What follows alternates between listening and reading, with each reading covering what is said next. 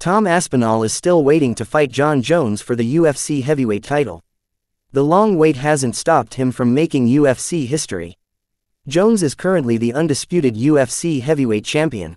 He claimed the vacant belt in 2023, soon after Francis Ngannou vacated the title, with a quick submission of Ciryl Gane. Unfortunately, Jones has been incredibly choosy with his fights since then. He has fought just once since winning the title, battering a shopworn Stipe Miocic to a third-round TKO win last fall. The fight with Miocic was the source of a lot of controversy for Jones and the UFC. That's because Aspinall is the promotion's interim heavyweight champion, which should mean that he gets a shot at the undisputed belt before anybody else, even a legend like Miocic.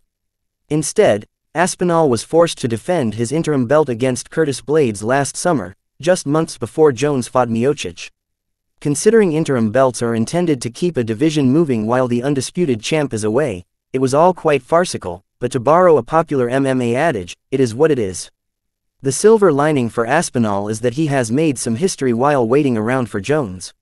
Having won his interim title with a first-round knockout over Sergey Pavlovich way back in November of 2023, he has now surpassed Renan Barreault's interim title reign at bantamweight to become the longest reigning interim champ in UFC history.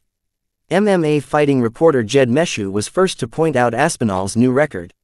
While Tom Aspinall is still holding out hope for a fight with Jones, it's looking more and more unlikely. In fact, prominent MMA analyst Din Thomas believes Aspinall will most likely fight again at UFC 317 this summer, and probably not against Jones. Tom's going to have to defend the interim belt, Thomas told MMA Junkie, speaking of Aspinall's goal of fighting again this summer. There's no way Jon Jones accepts that fight this summer. He says he needs more time to prepare. It's not like he didn't know about this for the last 2 years. The more and more time that passes, the more and more I think Jon is just pulling us along and may not ever take this fight. If I had to put my money on it, I think they convinced Tom Aspinall to fight Ciryl Gane, he added. We're 2 months out from UFC 317, and I think they'll throw a number. Tom wants to fight and he'll be like, all right, I'll fight.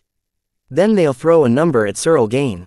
It won't be ideal for him, but they'll throw a number he can't refuse and he'll have to take it, and I think it makes more sense that way.